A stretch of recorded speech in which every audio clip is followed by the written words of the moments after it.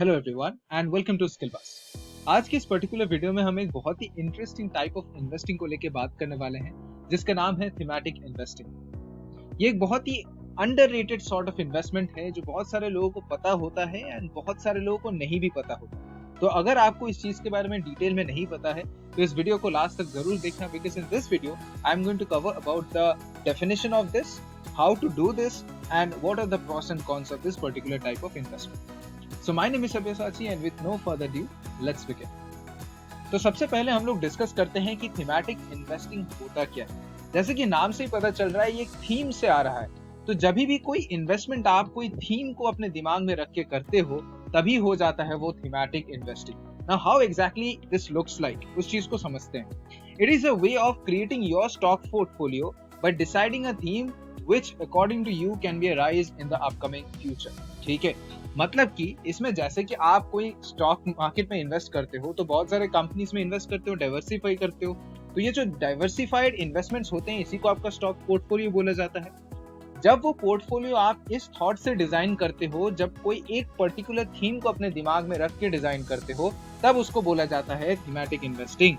For example, let's say आपको भी पता है कि आने वाले टाइम में इलेक्ट्रिक व्हीकल्स का बहुत डिमांड होने वाला है, राइट? इस चीज के बारे में बहुत लोग डिस्कशंस करते हैं, आपको भी ये चीज पता है।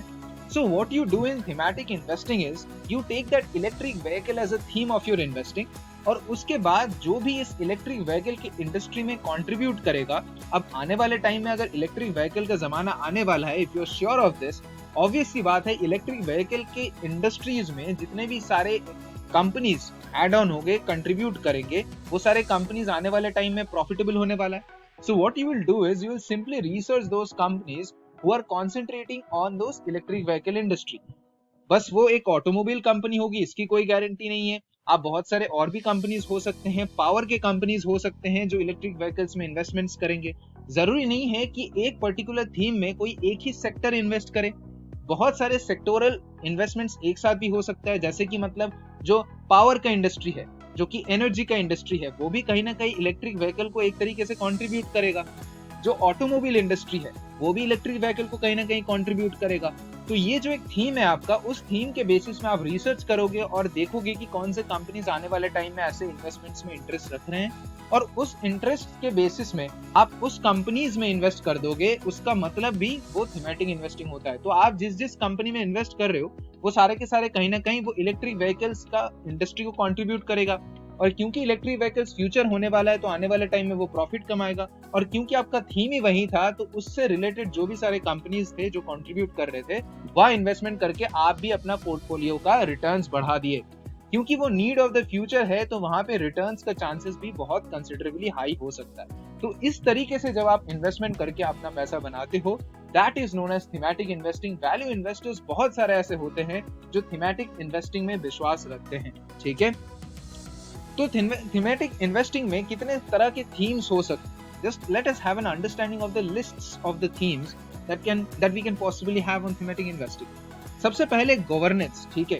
अब देखो, गवर्नमेंट होती है बहुत सारे थीम्स निकालते हैं, सॉरी इन अदर वर्ड्स मैं बोल सकता हूँ कि गवर्नमेंट बहुत सारे स्कीम्स निकालते हैं। तो गवर्नमेंट जब कोई स्कीम्स निकाल रहे होते हैं तो उस स्कीम के बेसिस में भी आप इन्वेस्टमेंट कर सकते हो। For example, let's say government कोई रूरल इंडिया के लिए स्कीम निकाल, अब जब गवर्नमेंट स्कीम्स निकालती है तो स्कीम्स में बहुत सारे कंपनीज भी पार्टिसिपेट करते हैं अपने प्रॉफिट्स के लिए। For example, company let's say government ने एक स्कीम निकाला जो स्कीम है लो इंटरेस्ट का scheme. Let's say banks low interest में पैसा देने वाली है बहुत सारे कंपनीज को, या फिर कोई ना एक particular scheme, let's say education के लिए, रूरल इंडिया के लिए एडुकेशन के लिए इजी लोन्स का एक स्कीम बैंक निकालती है जो लो इंटरेस्ट स्कीम्स होगा, ठीक है? तो बहुत सारे लोग क्या करेंगे, ये समझ सकते हैं कि जो बैंक्स उस पर्टिकुलर स्कीम में अपने आप को रजिस्टर करा रहे हैं, या फिर जो सारे बैंक्स उस पर्टिकुलर स्कीम में जा रहे हैं, उस सारे बैंक से बहुत सारे लोन्स लिए जाएंगे बिकॉज लो इंटरेस्ट में लोन्स मिल रहा है। उसके थ्रू बैंक्स का क्या होगा, रिटर्न्स बढ़ेगा। आप अगर वैसे बैंक्स का इंफॉर्मेशन लेके उस बैंक्स में इन्वेस्ट कर दो तो आपका भी रिटर्न बढ़ जाएगा। तो ये जो पूरा आप कर रहे हो ये थीम से रिलेटेड कर रहे हो, वो थीम था एक गवर्नमेंट का स्कीम। सिमिलरली ऐसे थीम्स बहुत सारे हो सकते हैं, जैसे मैंने इलेक्ट्रिक व्हीकल का एग्जांपल लिया। Electric vehicle is actually a theme that is related to environment, क्योंकि जो गैस फ्यूल्स होते हैं उससे बहुत ज्यादा एयर पोल्यूशन होता है, और एयर पोल्यूशन एक बहुत बड़ा कंसर्न है आजकल के दुनिया में। तो एनवायरमेंटल सिचुएशंस को देखते हुए जो इलेक्ट्रिक व्हीकल्स बनता है, वो इलेक्ट्रिक व्हीकल्स इसी थीम से रिलेटेड है, कहीं ना कहीं एनवायरमेंटल थीम से, क्योंकि लोग बहुत ज्यादा कॉशियस हो जा रहा है। अभी कोरोना वायरस आने के बाद भी लोग और ज्यादा एनवायरमेंट और हाइजीन को लेके कॉशियस हो गए। तो ये एनवायरमेंट को अगर आप थीम मान के इलेक्ट्रिक व्हीकल्स में इन्वेस्ट करते हो, तो वो भी एक तरीके का क्या हो जा रहा है, वो भी एक तरीके का थीमेटिक इन्वेस्टिंग हो जा रहा है। तो इस तरीके से भी जो इन्वेस्टिंग आप कर रहे हो वो भी एक थीमेटिक इन्वेस्टमेंट है। The theme is the environment, right. तो इस तरीके से जो इन्वेस्टमेंट्स होती है वो थीमेटिक इन्वेस्टमेंट्स होती है। फिर और एग्जांपल्स जैसे कि टेक्नोलॉजी में तो बहुत लोग इस तरीके से पैसा कमाए हैं। थिंक अबाउट दो सिचुएशंस जब 1990s के टाइम में जो एक ट्रांजिशन हो रहा था टेक्नोलॉजी के तरफ पूरे दुनिया का, उस टाइम में जिन्होंने ये दिमाग में पहली बार लाया होगा, जिस इन्वेस्टर ने ये सोचा होगा कि हाँ, आने वाले टाइम में टेक्नोलॉजी का जमाना होने वाला है, इंटरनेट का जमाना होने वाला है। और उस टाइम में जो भी इमर्जिंग कंपनीज थे, जो कि काफी छोटा था, ठीक है, एक तरीके से पेनी कंपनीज थे, पेनी स्टॉक्स थे, उनमें अगर इन्वेस्ट कर दिया होता या फिर किया होगा, तो उस बेसिस में क्या आज उनका कितना रिटर्न्स हुआ होगा, सोच के देखो। जो भी टेक्नोलॉजी बेस्ड कंपनीज है, जैसे कि गूगल को समझ लो आप, Amazon को समझ लो आप, ये जो सारे कंपनीज है, कहीं ना कहीं इनका फाउंडेशन टेक्नोलॉजी इंटरनेट से ही है। तो जिस किसी ने पहले समझा होगा इंटरनेट का क्रेज को और उस बेसिस में उस थीम में इन्वेस्ट अगर पहले किया होगा, तो उसका रिटर्न सोचो कहां तक पहुंच गया होगा, राइट। तो इसी चीज को थीमेटिक इन्वेस्टिंग बोला जाता है, ठीक है, जिस थीम्स का इस्तेमाल करके। और इसमें क्या है कि ये एक इन्वेस्टमेंट होता है जो लॉन्ग टर्म तक चलती है, और लॉन्ग टर्म में इसका रिटर्न्स जो हो रहा होता है वो एक्स्ट्रा ऑर्डिनरी रिटर्न्स हो रहा होता है, मतलब नॉर्मल जो रिटर्न्स है उससे कहीं ज्यादा हो रहा होता है। फिर रूरल इंडिया, जैसे मैंने बताया, स्कीम आया, कोई ऐसा तरीका है जहाँ पे आपका जो है ना रूरल इंडिया बना, because according to the current news, government let's say rural India के लिए एजुकेशन और बहुत सारे अलग अलग चीज अनाउंस कर रही है, ठीक है। तो रूरल इंडिया का डेवलपमेंट के लिए let's say cheap education announce कर रही है, और लेट्स से बहुत सारे कंपनीज उसमें पार्टिसिपेट कर रही है। तो ऑब्वियस सी बात है, वॉल्यूम में बहुत ज्यादा कंपनी का प्रॉफिट्स बढ़ सकता है। तो आप अगर उस कंपनीज का इंफॉर्मेशन लेके उस कंपनी में इन्वेस्ट कर दो, तो आप भी उसके साथ बहुत ज्यादा रिटर्न्स कमा सकते हो। So that is the basic idea. अब हम लोग समझते हैं कि इसका तरीका क्या है, how exactly to do this. तो सबसे पहले तो ट्रेंड्स आइडेंटिफाई करना पड़ता है। ट्रेंड्स देखो कि मार्केट में एग्जैक्ट ट्रेंड्स कहाँ जा रहे हैं। जैसे कि अभी आर्टिफिशियल इंटेलिजेंस का ट्रेंड है, जैसे पहले इंटरनेट का था, अभी डेटा साइंस का ट्रेंड आ जा रहा है। तो इस बेसिस में ट्रेंड्स आइडेंटिफाई करना सबसे पहला चीज होता है। उसके बाद होता है आइडेंटिफाई द सेक्टर्स। जो कोई भी ट्रेंड है, वो ट्रेंड में कौन से सेक्टर्स कंट्रीब्यूट करेगा। जैसे कि मैंने बताया आपको गाड़ी वाला एग्जांपल, इलेक्ट्रिक व्हीकल्स वाला एग्जांपल। इलेक्ट्रिक व्हीकल्स में सरप्राइजिंग बात यह है कि बस जो व्हीकल इंडस्ट्री है, व्हीकलर इंडस्ट्री और जो कि ऑटोमोबाइल इंडस्ट्री है, बस वो उस एक सेक्टर का कंट्रीब्यूशन नहीं जा रहा है। उसके अलावा जो एनर्जी का सेक्टर है उनका भी कंट्रीब्यूशन जा रहा है, जो पावर सेक्टर है उनका भी कंट्रीब्यूशन जा रहा है। तो ये जो डिफरेंट सेक्टर्स है, उस सेक्टर्स को आइडेंटिफाई करो and then identify the companies. तो इट्स अ 3 स्टेप प्रोसेस। अब ये 3 स्टेप प्रोसेस देखने में लग रहा है, बट इसके अंदर जितना रिगोरस रिसर्च की जरूरत है, दैट यू कैन इमेजिन।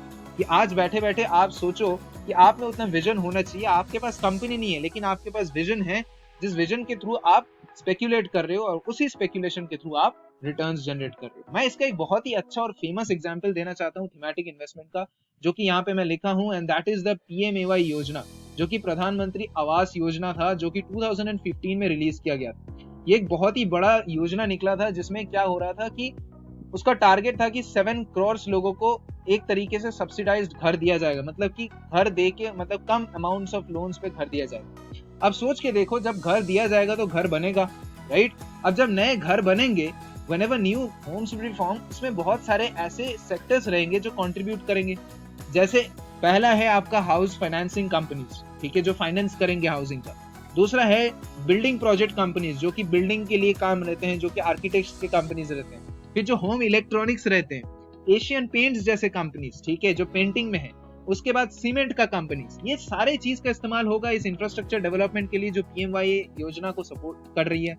ये जो कंट्रीब्यूशन है, अगर आप ढूंढ के निकालो कि कौन से कंपनीज इस योजना के बिहाफ में काम कर रहा है, तो इस कंपनीज को ढूंढ के अगर उस कंपनीज में आप इन्वेस्ट कर देते 2015 में, तो उस बेसिस में अगर आप PMAY योजना का अगर रिपोर्ट देखोगे 2019 में, more than 28 lakhs of houses were made and they were sanctioned, ठीक है। तो इतने सारे घर अगर सैंक्शन किया गया है, तो ऑब्वियसली बात है इतना सारा हाउस फाइनेंसिंग कंपनीज भी उसमें कंट्रीब्यूट किए होंगे, बिल्डिंग प्रोजेक्ट कंपनीज भी कंट्रीब्यूट किए होंगे, होम इलेक्ट्रॉनिक कंपनीज भी कंट्रीब्यूट किए होंगे, and most importantly Asian paints और सीमेंट कंपनीज का भी नाम आया ही होगा, क्योंकि वो लोग तो पेंटिंग करेंगे घर बना के। तो ये सोच से आप एक इन्वेस्टमेंट करते उस टाइम पे तो उस बेसिस में आपका रिटर्न भी बहुत ह्यूज हो जाता है। तो I guess I made my point over here कि किस तरीके से थीमेटिक इन्वेस्टमेंट काम करता है, कैसे आप काम कर सकते हो और इसके पीछे क्या लॉजिक छुपा हुआ रहता है। अब समझते हैं कि इसका एडवांटेजेस क्या है। देखो, सबसे पहले ये जो चीज है thematic investments, these are not as same as sectoral investments. अब जनरली म्यूचुअल फंड्स में आपको पता है कि सेक्टोरल फंड्स नाम का एक चीज होता है जहां पे सेक्टर बेस्ड आप इन्वेस्टमेंट करते हो। ये कोई सेक्टर बेस्ड इन्वेस्टमेंट नहीं है, क्योंकि सेक्टोरल फंड्स में आप इन्वेस्टमेंट हमेशा एक सेक्टर पे करते हो। ठीक है, जो सेक्टर आपको सही लगता है वो that can be pharmaceutical sector, that can be an industrial sector, it can be anything. ठीक है, कोई भी एक इंडस्ट्रियल मैन्युफैक्चरिंग सेक्टर को भी आप कर सकते हो, बट उसमें रिस्क बहुत ज्यादा रहते हैं। बिकॉज एक सेक्टर अगर खराब सिचुएशन मार्केट में चलते हैं, जैसे कोरोना वायरस के टाइम में ऑटोमोबाइल सेक्टर नीचे चला गया, क्योंकि ऑटोमोबाइल्स चल ही नहीं रहे थे ज्यादा लॉकडाउन की वजह से। But on the other hand pharmaceutical sectors एकदम ऊपर चला गया था, राइट, क्योंकि उसकी नीड बढ़ गई थी। तो सेक्टोरल फंड्स जो है, सेक्टोरल फंड्स इस थीमेटिक फंड से अलग होता है, बिकॉज थीमेटिक में एक थीम में जितने सारे सेक्टर्स आ सकते हैं उस सारे सेक्टर्स में आप पैसा डालते हो। अनलाइक सेक्टर फंड्स में क्या होता है, सेक्टर फंड्स में आप एक पर्टिकुलर सेक्टर में ही पैसा डालते हो। ठीक है, तो ये डिफरेंट है और ये एक एडवांटेजेस है, क्योंकि सेक्टर फंड्स में रिस्क ज्यादा रहता है। उसमें एक सेक्टर का आप अगर पैसा डाल रहे हो तो सेक्टर नीचे जाएगा तो आपका पैसा नीचे चल जाएगा। बट थीमेटिक इन्वेस्टमेंट में तो बहुत सारे सेक्टर्स मिला के जो कंट्रीब्यूट कर रहे हैं एक थीम को, वो सारे सेक्टर्स में आप पैसा डाले हो, तो इसमें रिस्क कंपैरेटिवली कम हो जा रहा है। तो that is the first advantage. Second is ये ज्यादा कॉम्पैक्ट होता है, इसमें ज्यादा डाइवर्सिफिकेशन नहीं रहता है और ये बिजनेसेस ऑफ फ्यूचर को एक तरीके से टारगेट करता है। तो अगर बिजनेसेस ऑफ फ्यूचर में आप इन्वेस्ट करोगे तो आपका जो रिटर्न्स है वो opportunity to get, you would be having an opportunity to get excess returns over the time. Time के साथ साथ आपका जो लॉन्ग टर्म रिटर्न्स होगा वो कंपैरेटिवली बहुत ज्यादा होगा, क्योंकि आप ऑब्वियस सी बात है, आज अगर कोई बहुत बात का अगर आप चीज विजन कर पा रहे हो तो उस विजनरी से आपका आज का जो स्टॉक्स होगा वो तो बहुत कम प्राइस में हो रहा होगा, और वहां पे आप इन्वेस्ट कर दोगे तो ओवर द टाइम आपका जो प्रॉफिट होगा वो भी बहुत ज्यादा होगा, कैपिटल एप्रिसिएशन भी बहुत ज्यादा है। इसका डिसएडवांटेजेस क्या है वो भी हम लोग जान लेते हैं। पहला है ह्यूज रिस्क, इसके साथ रिस्क भी बहुत ज्यादा है। फॉर एग्जाम्पल, आपने कोई एक थीम लिया जो थीम आपको लगता है कि एक फ्यूचर के लिए अच्छा हो सकता है। फॉर एग्जाम्पल, आपका विजन गलत निकला और वो थीम अच्छे से फ्यूचर में काम नहीं कर पाया, तो लेट्स से उसका क्या हो। या फिर लेट्स से कि आपने कोई थीम तो सही लिया, बट उस थीम में जो कंपनीज में आपने इन्वेस्ट किया, उस कंपनीज ने उस पर्टिकुलर थीम में अच्छी तरीके से परफॉर्मेंस नहीं दिया ओवर द टाइम, तो इसमें आपका रिस्क भी बहुत ज्यादा है। जितना आप सोच रहे हो रिटर्न हो सकता है, वहां पे रिस्क भी ज्यादा है। ये तो सिंपल फाइनेंस का थ्योरी है, जहां ज्यादा रिटर्न है वहां ज्यादा रिस्क भी एसोसिएटेड होते हैं। उसके बाद आप देख लो, जो ये थीमेटिक म्यूचुअल फंड्स होते हैं, जो जनरली म्यूचुअल फंड्स में जो थीमेटिक फंड्स का एक, अब थीमेटिक फंड्स एक तरीके से क्या हो गया, एक तरीके से फंड का एक स्ट्रक्चर हो गया, एक तरीके का इन्वेस्टमेंट हो गया। तो on the basis of this investment structure एक म्यूचुअल फंड्स भी होते हैं, जिसमें म्यूचुअल फंड्स में आप थीमेटिक इन्वेस्टमेंट कर सकते हो। मतलब आप समझ रहे हो, राइट। म्यूचुअल फंड्स का बेसिक आपको पता ही है, जो कि आप जनरली क्या होता है, एक पूल ऑफ मनी होता है जो कि इन्वेस्टमेंट होता है। तो एक फंड मैनेजर रहता है जो थीमेटिक इन्वेस्टमेंट करेगा आपके लिए, वही थीमेटिक म्यूचुअल फंड हो गया। उसका एक्सपेंस रेशियो बहुत ज्यादा होता है। एक्सपेंस रेशियो क्या होता है, एक्सपेंस रेशियो मतलब जो उसके लिए खर्चा लेगा, उसके लिए जो कमीशंस लेगा वो बहुत ज्यादा होगा, एक्सपेंडिचर आपका बहुत ज्यादा होगा। इसको ऐसे समझ लो, एक्सपेंस रेशियो का मैथमेटिकल होता है कि total expenses of any company divided by the total number of assets the company holding. ठीक है, तो अगर कंपनी का एक्सपेंस ज्यादा होगा तो आपके लिए ये तो एक नुकसान है ना। तो थीमेटिक म्यूचुअल फंड्स में बहुत दिमाग लगाना पड़ता है, बहुत रिसर्च करना पड़ेगा, ऑब्वियस सी बात है। अब ये म्यूचुअल फंड्स के थ्रू अगर आप करवाओगे तो जो फंड मैनेजर आपके लिए काम कर रहा होगा, इस पर्टिकुलर फंड के लिए मैनेज कर रहा होगा, उसको भी बहुत दिमाग लगाना पड़ेगा, तो वो भी आपको ज्यादा कमीशन चार्ज करेगा। इसी वजह से आपका एक्सपेंस रेशियो बढ़ जाएगा, आपका एक्सपेंडिचर बढ़ जाएगा। इसी वजह से थीमेटिक म्यूचुअल फंड्स जो होती है, these are disadvantages as well, क्योंकि इसका एक्सपेंस रेशियो ज्यादा है और रिस्क जितना ज्यादा एसोसिएटेड है इसमें, ये एक्चुअली बहुत ज्यादा डिसएडवांटेजेस हो जाता है। क्योंकि आप जो इन्वेस्टमेंट करते हो, पहली बात तो ह्यूज अमाउंट का करते हो, दूसरी बात आप इन्वेस्टमेंट लॉन्ग टर्म का करते हो और बहुत दूर का सोच के करते हो। तो अगर आपका सोच में कोई भी तरीके का गलती निकल गया, जो कि बहुत ही ऑब्वियस है if you are not experienced in the market, right, ये ऑब्वियसली हो ही सकता है, राइट, क्योंकि कंपनी का लेट्स से आपने जो कंपनीज चूज किया एक पर्टिकुलर थीम के लिए, वो कंपनी आगे जाके ज्यादा रिटर्न्स नहीं कर पाई, उस पर्टिकुलर थीम में ज्यादा काम नहीं कर पाई, तो ऑब्वियस सी बात है उसका तो उतना स्टॉक प्राइसेस नहीं ह्यूज होंगे जितना आपने सोच के रखा था। तो रिस्क बहुत ज्यादा एसोसिएटेड होते हैं इसके साथ।